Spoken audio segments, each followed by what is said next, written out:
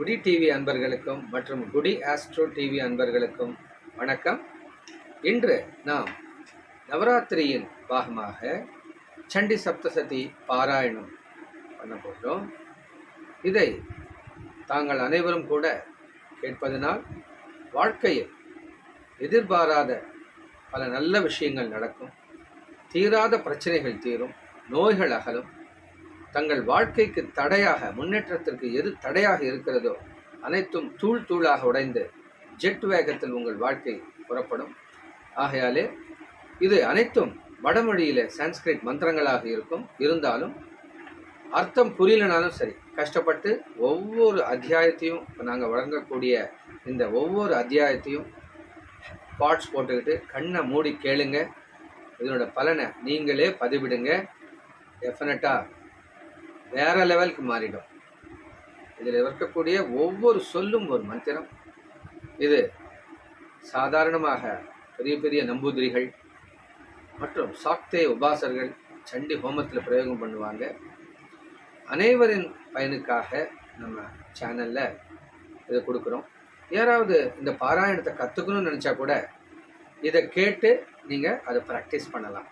அந்த ஒரு நல்ல எண்ணத்தில் தான் இதை உங்களுக்கு ரெக்கார்ட் பண்ணி நம்மளுடைய சேனலில் கொடுக்குறோம். வாங்க சப்தசதிக்குள்ளே போகலாம். சப்தசதி என்றால், சதி என்றால் 100, சப்த என்றால் 700. ஸோ ஆக மொத்தம் இந்த சப்தசதியில் 700 மந்திரங்கள் இருக்குது. 700 ஸ்லோகங்கள் கொண்ட மந்திரங்கள் கொண்டது இந்த சப்தசதி. இதைத்தான் தேவி மகாத்மியம் என்றும், சண்டி சப்தசதி என்றும், துர்கா சப்தசதி என்றும் இருக்கு. இது என்ன சொல்லுது அப்படின்னு கேட்டிங்கன்னா, துர்கா தேவி எப்படி முதல்ல தோன்றினாங்க, எப்படி மகிஷாசுரன், சும்ப நிசும்பர், தூம்ராட்சன், ரக்த பீஜன் போன்ற பல அசுரர்களை அழித்து அவங்க திரும்ப எப்படி இந்த பூலோகத்தை ஒரு ஸ்வர்ணமயமாக மாற்றினாங்க போன்ற பல நல்ல விஷயங்கள், தேவர்களுக்கு திரும்ப அவங்களுக்கு வேண்டிய ராஜ்யத்தை, தேவராஜ்யத்தை இந்திரனுக்கு கொடுத்தது எப்படி போன்ற பல சரித்திரங்கள் இது வரும்.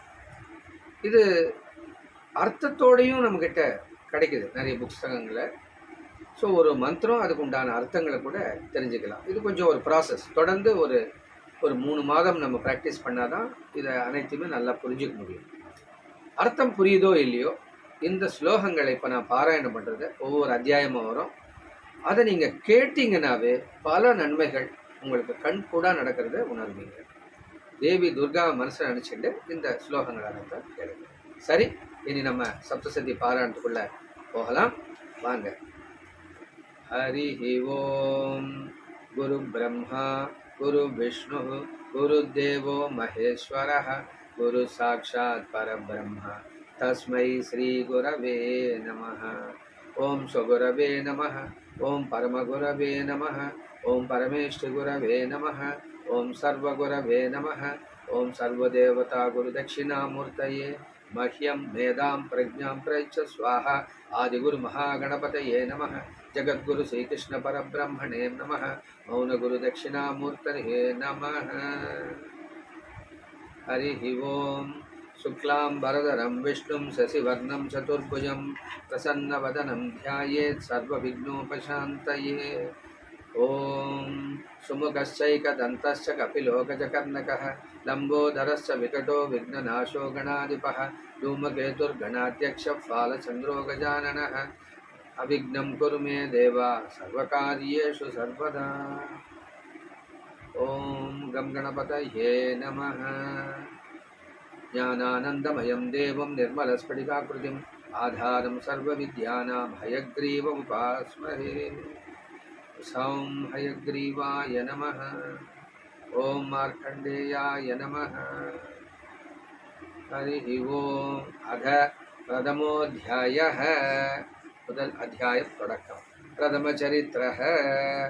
ஓம் பிரதமச்சரித்திரஸ்ய பிரம்மா ऋषिः महाकाली देवता गायत्री छन्दः नन्दा शक्तिः रक्तदन्तिका बीजम् अग्निस्तत्त्वं ऋग्वेदस्वरूपं श्रीमहाकाली प्रीत्यर्थे प्रथमचरित्रजपे विनियोगः. ध्यानम्. ओम खड्गं चक्रगदेषु चापपरिगान् शूलम्बुशुण्डीं शिरः शङ्खं सन्धदतीं करैस्त्रिनयनां सर्वाङ्गभूषावृतां नीलास्मद्युतिमास्यपाददशकां सेवे महाकालिकां यामस्तौ स्वपिते हरौ कमलजो हन्तुं मधुं कैटभम्। ॐ नमश्चण्डिकायै। ॐ ऐं मार्कण्डेय उवाच सा वर्णिः सूर्यतनयो यो मनुकद्यतेष्टमः निशामय तदुत्पत्तिं विस्तरात् गदतो मम महामायानुभावेन यदा मन्वन्तराधिपः स बभूव महाभागः सा वर्णिस्तनयोरवेः स्वारोचिषेऽन्तरे पूर्वं चैत्रवंशसमुद्भवः सुरदो नाम राजा भूत्समस्ते क्षितिमण्डले तस्य पालयतः सम्यक् प्रजाः पुत्रौ निवौरसान् बभूवुः शत्रवो भूपाः कोलाविध्वंसिनस्तदा तस्य तैरभवत् युद्धमतिप्रबलदण्डिनः यूनैरपि सतैर्युद्धे कोलाविध्वंसिविर्जितः ततः स्वपुरमायातो निरजेसादिपोऽभवत् आक्रान्तः स महाभागा तस्थैदा प्रबलारिभिः अमात्यैर्बलिभिर्दुष्टैर्दुर्बलस्य दुरात्मभिः कोशो बलं चापहृतं तत्रापि स्वपुरे ततः ततो मृगया व्याजेन वृतस्वाम्यः स भूपतिः एकाकी हयमारुह्य जगामगहनं वनम् स तत्राश्रमद्राक्षी द्विजवर्यस्य मेधसः प्रशान्तस्वापदाकीर्णं मुनिशिष्योपशोभितं तस्थौ कञ्चित् सकालं च मुनिना तेन सत्कृतः इतश्चेतश्च विचरं तस्मिन् मुनिवराश्रमे सोचिन्तयत्था तत्र ममात्वाकुष्ठचेतनः मत्पूर्वैः पालितं पूर्वं मया हीनं पुरं हि तत् मद्भृत्यैस्तैर्त्वद्रुतैर्धर्मतः पाल्यते न वा न जाने सप्रधानो मे शूरहस्ती सदा मदः मम वैरिवशं जातः तान् भोगानुपलप्स्यते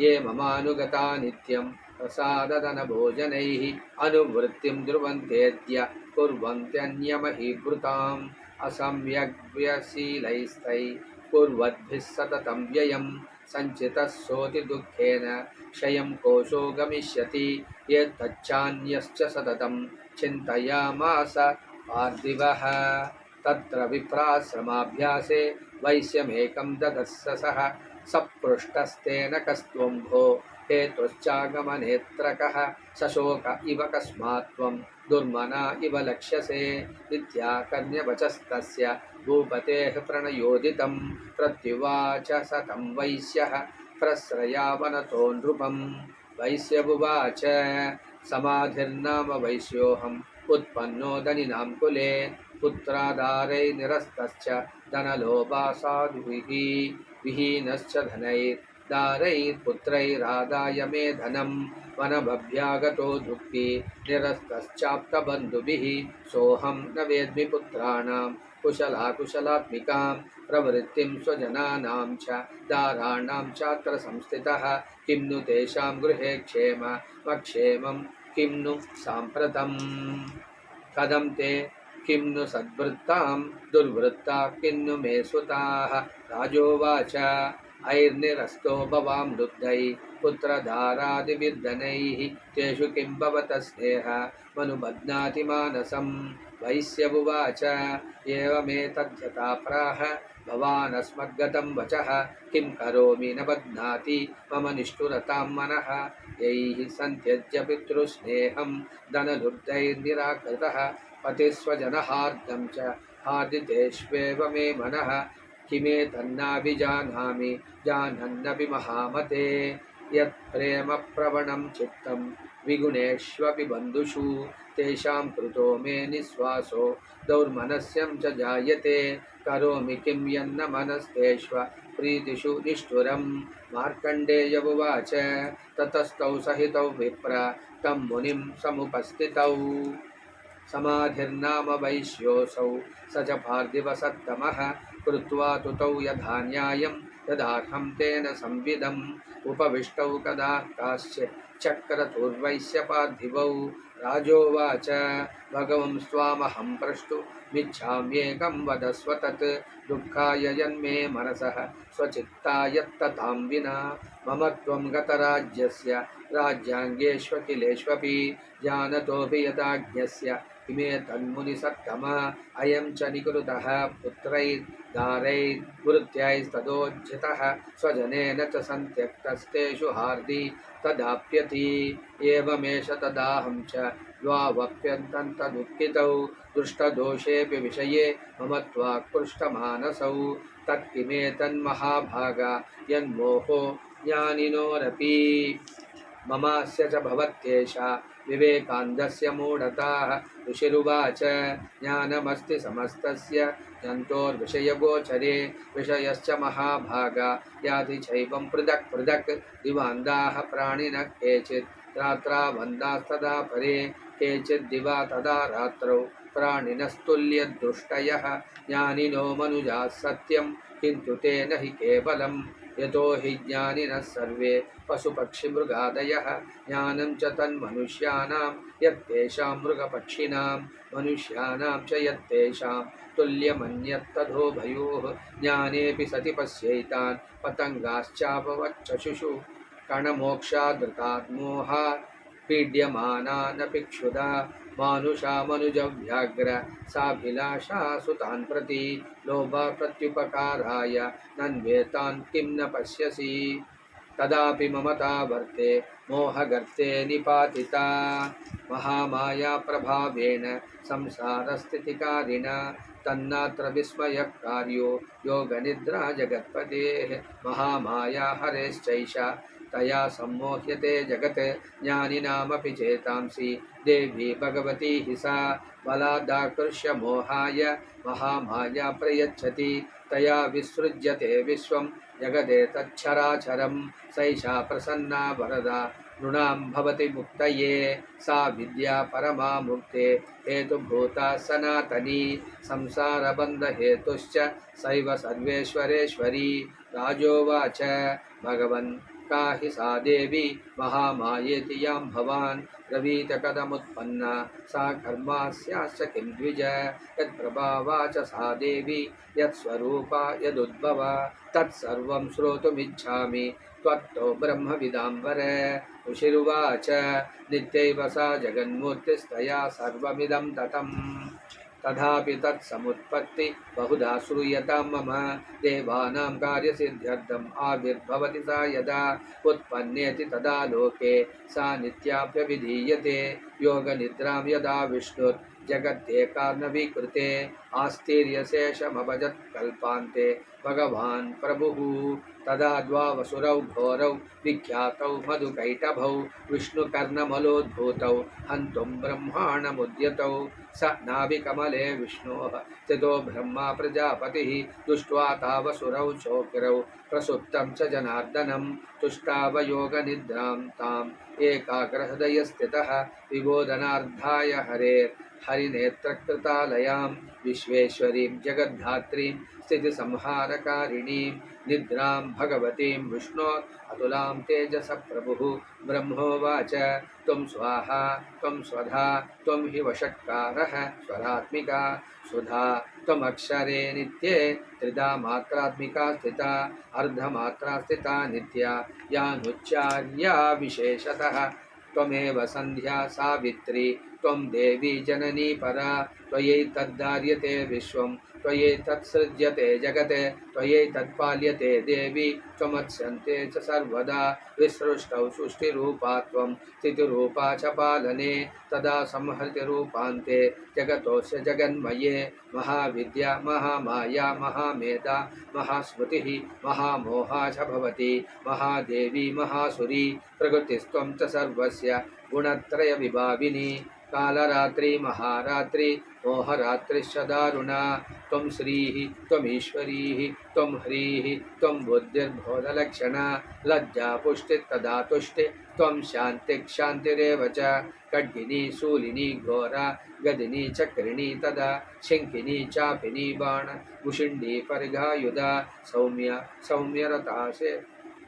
सौम्यतरसा सौम्यतराशेष सौम्येभ्यस्त्वति सुन्दरी परापराणां परमा त्वमेव परमेश्वरी यच्च किञ्चित् त्वजद्वस्तु सदसद्वाखिलात्मिके तस्य सर्वस्य या शक्तिः सा त्वं किं स्तूयसे तदा यया त्वया जगत्स्रष्टा जगत्पात्यत्तियो जगत् सोऽपि निद्रावशं नीतः कस्त्वां स्तोतुमिहेश्वरः विष्णुः शरीरग्रहणं महमीशानयेव च कारितास्ते यतो तस्त्वां कस्तोतुं शक्तिमान् भवेत् सा त्वमित्थं प्रभावैः स्वैरुदारैर्देवि संस्तुता मोहयैतौ दुरादर्शा वसुरौ मधुकैटभौ प्रबोधन्त जगत्स्वामी नीयताम् अच्युतो लघु बोधस्य क्रियतामस्य हन्तुमेतौ महासुरौ ऋषिर्पुवाच एवं स्तुता तदा देवी तामसी तत्र वेदसा विष्णो प्रबोधनार्थाय निहन्तुं मधुकैटभौ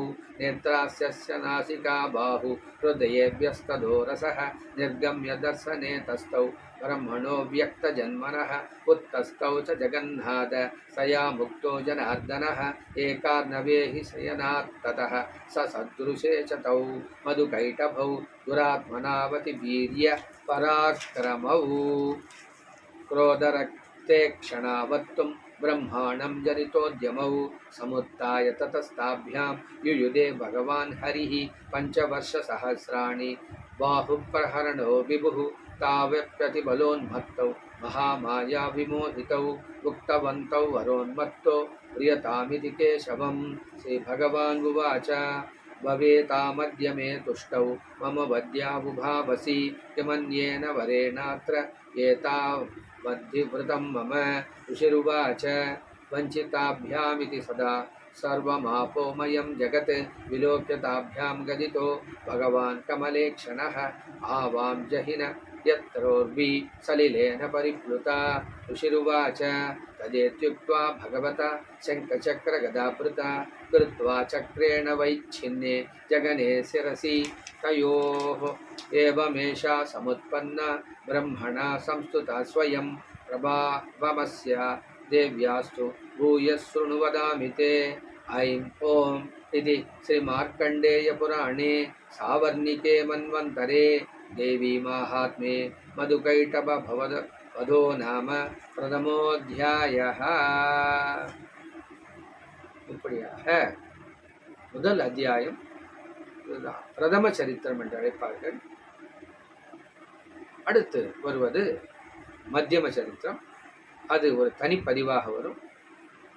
குடி டிவியை ஃபாலோ பண்ணுங்கள், லைக் பண்ணுங்கள், ஷேர் பண்ணுங்கள். இந்த மாதிரியான சண்டி சப்தசதி போன்றத ஒரு பாராயணத்தை கேட்குறதே பெரிய பாக்கியம். இது உங்கள் எல்லாருக்கும் தெரியும். கண்டிப்பாக இதை கேட்டு பயனடைங்க. எல்லோரும் சிறப்புடன் வாழ வேண்டும் என்று அந்த துர்கா தேவியை வேண்டிக் கொண்டு நான் உங்களிடம் விடைபெறுகிறேன். மீண்டும் அடுத்த பதிவில் சண்டி சப்தசதி மத்தியம சரித்திரம் கண்டினியூஸாக ஃபாலோ பண்ணுங்கள், லைக் பண்ணுங்கள், ஷேர் பண்ணுங்கள். உங்கள் ஃப்ரெண்ட்ஸ் எல்லாருக்கும் சொல்லுங்கள். வாழ்க வளமுடன். உங்கள் அன்பர் குடிமெட்லா வேணுகோபால்.